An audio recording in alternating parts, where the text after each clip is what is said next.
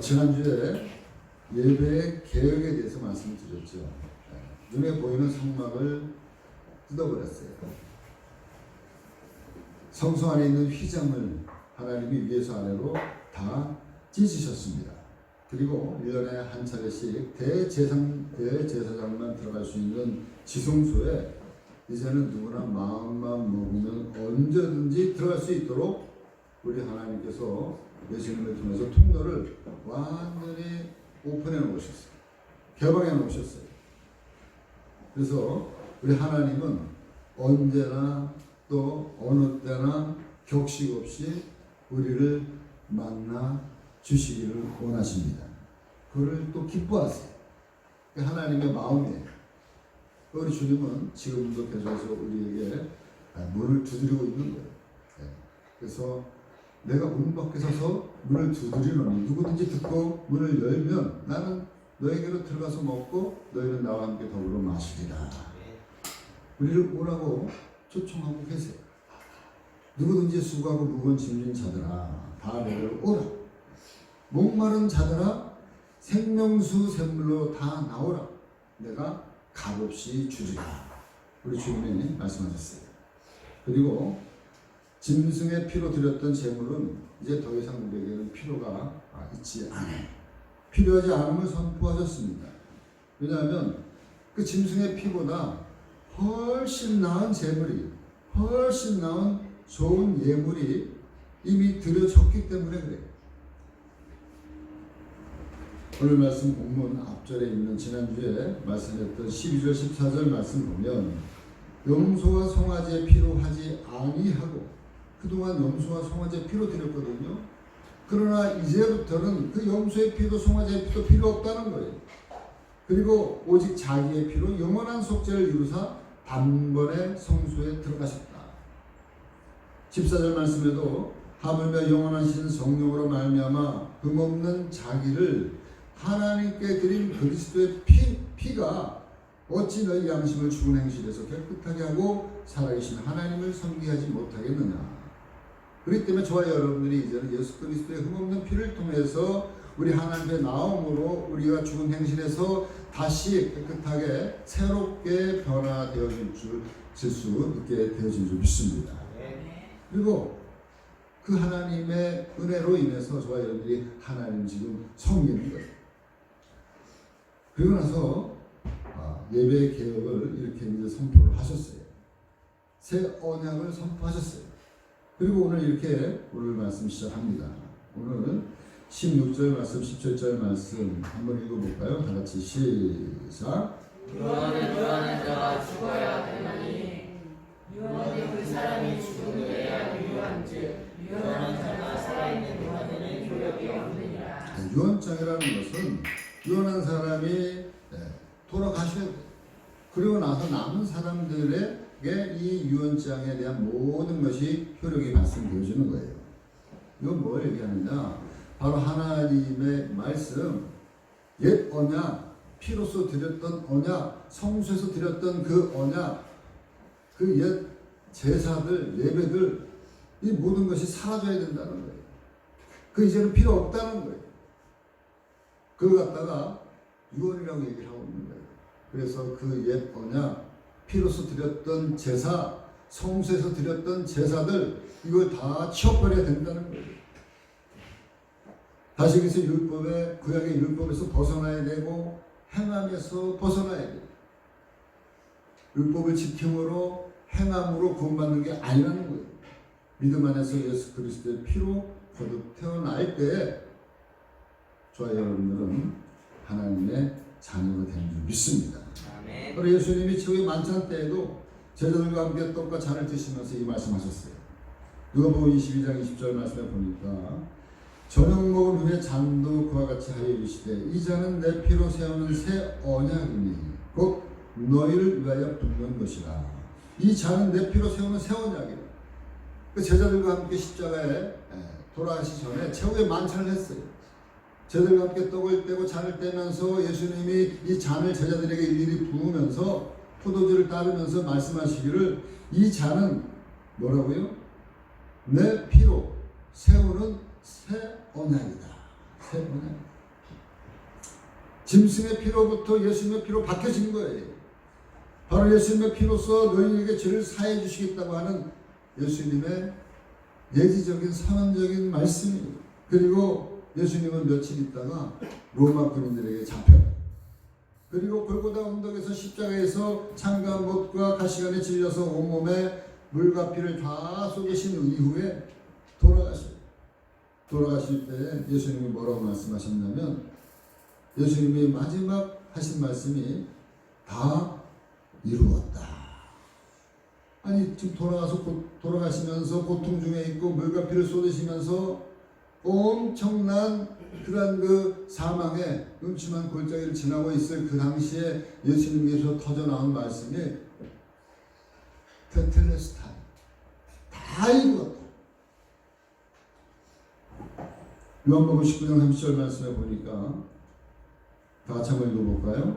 다 같이 시작. 예수께서 신부들을 받으신 후에 이제 다 이루었다 하시고 머리를 숙이시니 영원히 떠나셨습니다. 예, 다 이뤘다. 마지막 돌아가시는 순간에 하신 말씀이 다 이뤘다는 거예요. 다 이뤘다.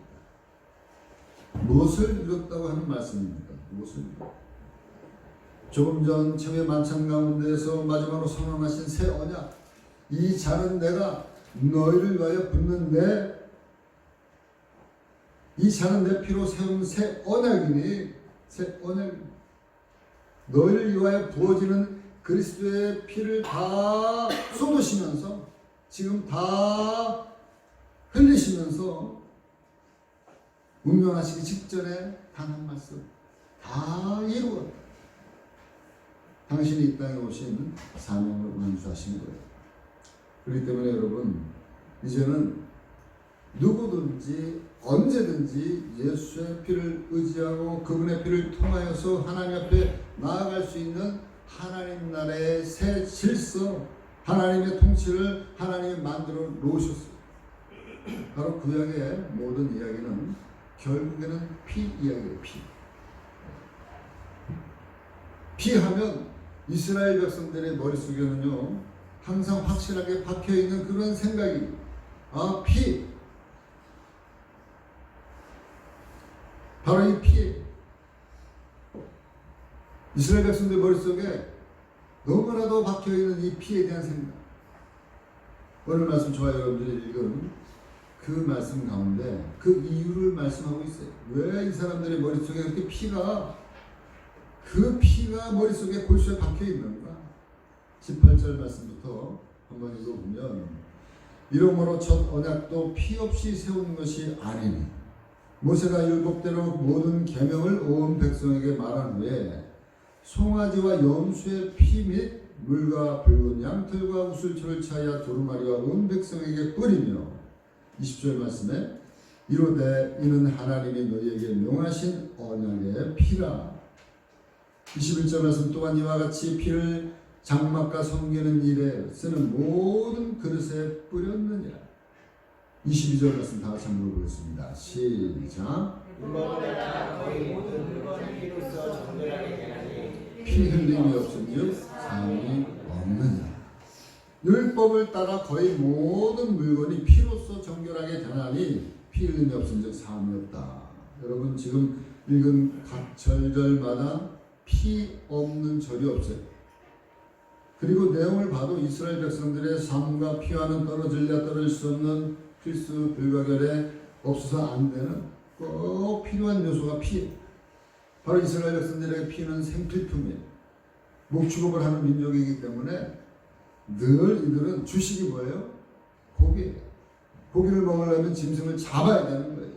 그리고 짐승을 잡고 난 가죽은 그거다 잘 이어서 가죽 옷을 지어서 입어요. 그리고 1년에 3차례씩 항상 명절에 하나님 전에 나갈 때는 그 피를 가지고 짐승을 가지고 나가서 그 짐승을 잡아가지고 피로써 제사를 드리는 이 이스라엘 백성들, 바로 그것을 통해서 피를 뿌려짐으로 제사함을 받는다고 하는 것이 이스라엘 백성들 머릿속에 항상 박혀있는 거예요. 이스라엘 백성들의 머릿속에 피하면 떠오르는 말씀이 22절 말씀 아까 읽은 대로 이 율법을 따라 거의 모든 물건이 피로써 정결하게 되는, 그 모든 부정한 곳에 예수님이 그 짐승의 피를 바름으로 깨끗하게 되어지고, 심지어는 그릇에 발라도 그릇이 깨끗하게 되어지고, 옷에 발라도 옷이 깨끗하게 되어지고, 모든 것에 피를 통해서만이 정결하게 된다고 하는 사실을 이 유대인들은 이 삶 속에서, 생활 속에서 너무나도 깊이 잘 알고 있는 거예요. 그렇기 때문에 피 흘림이 없은즉 사함도 없다. 피 흘림이 없은즉 사함도 없다. 죄사함이 없다는 거예요. 이 말은 죄에는 반드시 값이 있다는 거예요. 피 흘림이 없은즉 사함이 없다. 죄값이 있는 거예요. 어떤 죄에도 그 죄에 해당하는 값이 있어요. 운전을 하는 사람들이 교통법규를 어기고 교통경찰에 걸리면 범칙금을 받습니다. 그 범칙금은요 반드시 내야 돼요. 여러분 안전띠를 갖다가 안 맸어요. 안전띠를 안 맸는데 걸렸어요. 범칙금 내야 안 해요. 내는 거예요. 요즘에는 뒷좌석까지 내요. 요즘에.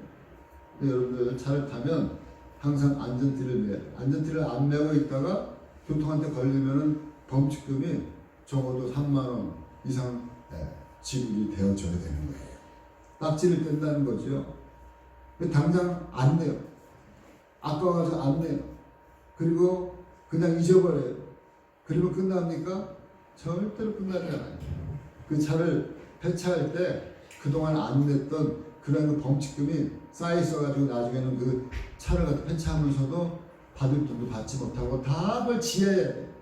만약에 지혜할 돈이 없으면 자기 돈으로 다 내고, 그리고 그걸 다 깨끗하게 말소가 되어져야지만이 비로소 차를 갖다가 폐차할 수도 있고요, 이전할 수도 있는 거예요. 그만큼 이 죄값이 아주 참 저와 여러분들의 삶 속에서 짓는 모든 죄의 값이 그냥 없어지는 게 아니에요. 언젠가는 그걸 갖다 결산할 날이 반드시 있는 거예요. 우리의 삶 속에서, 인생 속에서. 그렇기 때문에 오늘 말씀 기록하고 있는 이 히브리서 기자는 이렇게 말씀하고 있습니다. 히브리서 9장 27절 말씀 다 같이 시작. 한 번 죽는 것은 사람에게 정해진 것이요 그 후에는 심판이 있으리니 한 번 죽는 건 사람에게 정해진 겁니다. 왜 정해져 있습니까? 바로 죄의 값이 있기 때문에 그래요. 죄의 싹이 있기 때문에 그래요. 죄의 싹은 성경에서는 이르기를 사망이다, 죽음이다. 로마서 3장 23절 말씀에 보니까 모든 사람이 죄를 범하였으며 하나님의 영광에 이르지 못하더니, 로마서 6장 13절 말씀에 다 같이 시작. 죄의 싹은 사망이요 하나님의 의사는 그리스도 예수 우리 주 안에 있는 영생이니라. 죄의 싹은 사망, 죄의 싹은 사망, 죽음이라는 겁니다. 여러분, 사람이 죽는 것으로 모든 것이 끝이 난다면 얼마나 좋겠어요. 그러면 이 땅에서 마음껏 먹고 마시고 마음껏 자기가 하고 싶은 대로 즐기고 누리고 하다가 죽으면 끝나는 거지 뭐. 요즘에는 보니까는 통계적으로 중고등학교 자살률이 점점 급증하고 있다는 거예요. 어린 아이들이, 어린 자녀들이 죽으면 끝나는구나, 힘든 세상 왜 살아 하면서 그냥 죽음을 갖다가 선택하는 그러한 그 자녀들이 늘고 있다는 거예요. 이 말씀 몰라서 그래요. 죽으면 끝이 아니에요. 힘들고 어려우면 그까지 죽으면 끝이 아니야. 다 끝나는 거지 뭐 하면서 그렇게 그러한 그 선택을 하는 것, 그러나 끝이 아니라는 거예요. 그렇게 생각하는 것은 헛된 생각이라는 거예요. 성경은 분명하게 우리에게 말씀하고 있습니다. 한 번 죽는 것은 사람에게 정해진 것이요 그 후에는 뭐가 있어요? 심판이 있습니다. 심판이 있습니다. 여러분, 죽는 게 끝이 아니고 죽은 다음에는 뭐가 기다리고 있어요? 심판이 기다리고 있는 거예요. 결산이 기다리고 있는 거예요. 그동안 네가 살면서 얼마나 많은 죄를 졌느냐? 아까 교통범칙금 얘기하듯이 마지막까지 자기의 모든 죄를 갖다 값을 지불하지 않고는 나의 삶이 결산이 안 되어지는 거예요. 그래서 우리 주님은 성경을 통해서 우리에게 분명히 가르치고 있습니다. 심판은 두 가지. 죄 있는 사람은 감옥행이고 영생 지옥 가는 거예요. 죄 없는 사람은 죄가 없기 때문에 감옥에 갈 필요가 없어요. 영생 천국으로 들어가게 되어지는 거예요. 바로 이것을 가르쳐주는 것이 성경의 말씀이고요. 그리고 하나님 성경 말씀을 통해서 우리에게는 끊임없이 생명에 대해서 말씀하고 있어요. 영생에 대해서 말씀하고 있어요. 성경은 영생에 대한 말씀을 기록하고 있는 생명책이에요. 생명책. 여러분 생명책에 저와 여러분들의 이름이 올려가 있어야 될 줄 믿습니다. 이 생명책에 하나님 나라의 생명책에 그 목록이 있어요. 거기에 여러분들 저와 여러분들의 이름이 반드시 기록이 되어져 있어야 될 줄 믿습니다. 에덴 동산에서 하나님이 먹지 말라고 한 그만 선악과를 먹고 난 이후에 타락한 인간들은 하나님이 에덴 동산에서 쫓아내버렸어요. 근데 여러분 이거 아세요? 선악과와 함께요. 에덴 동산 중앙에 항상 뭐가 있냐면 생명나무 같이 있었다는 사실이에요. 생명나무가 있고 선악을 알게 하는 나무의 실과가 두 가지 있었는데 하나님은 선악을 알게 하는 나무의 실과만 먹지 말라고 금했어요. 왜? 우리에게는 생명나무를 하나님이 처음부터 주셨어요. 언제든지 우리는 아무 때나 먹을 수 있었어요. 생명나무를 금하지 않았는데 인간이 선악을 알게 하는 나무의 실과를 먹은 이후에는 타락하고 범죄하고 하나님이 이 인간들을 에덴 동산에 쫓아버렸어요.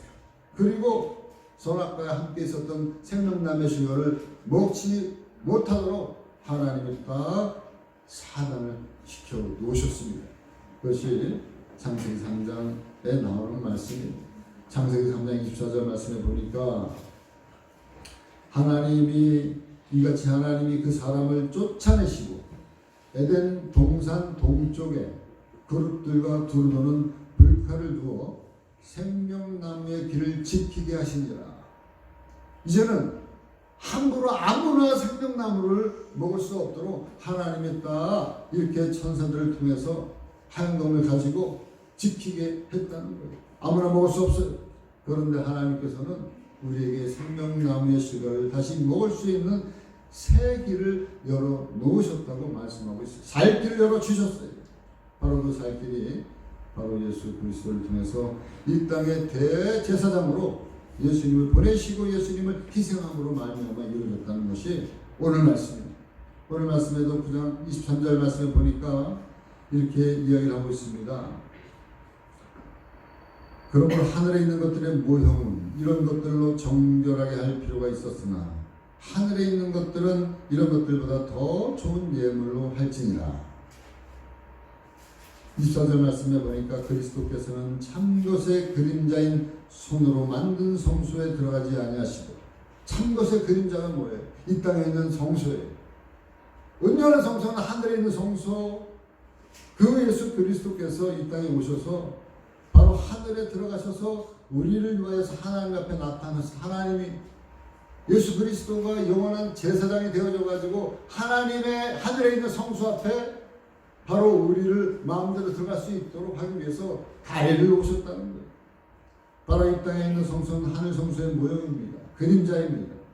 하늘 성소에서 드리는 제물은 이 땅에서 드리는 제물과는 비교할 수 없을 만큼 좋은 제물이라고 얘기하고 있어요. 바로 그 제물이 그리스도. 바로 그리스도가 친히 제물이 되어주셨다는 거예요.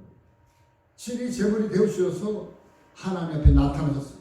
그리고 증언하고 있습니다. 어떻게 증언하고 있어요? 25절, 26절 말씀 보니까 대제사장이 해마다 다른 것의 피로써 성소에 들어간 것 같이 자주 자기를 드리려고 아니하실지. 왜? 구약에는 해마다 들어갔어요. 날마다 짓는 죄, 알고 짓는 죄, 모르고 짓는 죄를 대신하기 위해서 1년에 한 번씩 대제사장이 꼭 1년에 한 번 들어갔단 말이에요. 근데 이제는 대제사장이 1년에 한 번 해마다 다 각기 다른 피를 가지고 들어가는 것 필요 없어졌어요. 26절 말씀에 그리하면 만약에 그렇게 되어진다면 그가 세상을 창조한 때부터 자주 고난을 받았어야 할 것이로되 하면서 이야기합니다. 이제 자기를 단번에 제물로 드려서 죄 없이 죄를 없게 하려고 세상 끝에 나타나셨어요. 28절 말씀에 이와 같이 그리스도도 많은 사람의 죄를 담당하시려고 단번에 들으신 바 되셨고 구원에 이르게 하기 위하여서 우리에게 오셨다고 말씀을 하고 있습니다. 여러분, 이러한 그 모든 말씀은요, 그냥 갑자기 나온 말씀이 아니고 이미 구약에 이사야 선지를 통해서 다 예언한 말씀이에요. 사람들을 담당케 하시려고 이 땅에 메시아를 보내셨는데 이사야 선지자가 이사야 53장에서 우리의 귀에 못이 박히도록 말씀하신 말씀이 이사야 53장 6절 말씀을 보니까 우리는 다 양 같아서 그를 행하여 각기 제 길로 갔거늘 다 같이 시작 여호와께서는 우리 모두의 죄악을 그에게 뭐했다? 담당시켰다. 우리는 각기 제 길로 갔지만 그러나 우리 안에 있는 그 죄를 그 어린 양으로 오신 그 양에게 담당시켰다는 거예요. 12절 말씀에도 보니까 그가 자기 영혼을 버려 사망에 이르게 하며 범죄자 중 하나로 헤아림을 받았습니다. 그러나 그가 많은 사람의 죄를 담당하며 그리고 또 뭐라 그랬어요? 그리고 범죄자를 위하여 여기 밑에 안 보이는 범죄자를 위하여 기도하였느니라. 담당하셨을 뿐만 아니라 그 죄인들을 위해서 기도했다는 거예요. 여러분 생각나는 게 없으세요? 예수님을 찔렀던 로마 병사들, 예수님 마지막 운명하실 때 당신을 찔렀던 그 로마 병사들을 향해서 예수님이 어떻게 하셨어요? 기도했어요. 어떻게 기도했느냐? 아버지, 저들의 죄를 용서해 주세요. 저들은 지금 저들이 하는 일이 무슨 일인지 알지 못하고 지금 하고 있습니다. 예수님을 갖다 지금 찌르고 있어요. 아무런 죄도 없는 예수님을 아무런 이유 없이 찌르고 있어요. 그 자기를 찌르고 있는 그 병사들을 향해서 예수님이 얘기하고 있기를, 주님, 저 찌르는 저들을 용서해 주세요. 왜냐하면 저들이 하는 일이 무슨 일인지 저들은 모릅니다. 여러분, 이 부분까지도 이사야 선지자는 예언하고 있다는 거예요. 누가복음 23장 34절 말씀 다 같이 읽어볼까요? 다 같이 시작. 우리는 다 양 같아서 그를 행하여 각기 책임져 용하되 여호와께서 우리 모두의 죄악을 그에게 담당시키셨다. 네, 이 말씀은요 이사야서에 나오는 말씀이고, 그리고 나서 예수님이 운명하실 때 하신 말씀은 누가복음 23장 34절 말씀.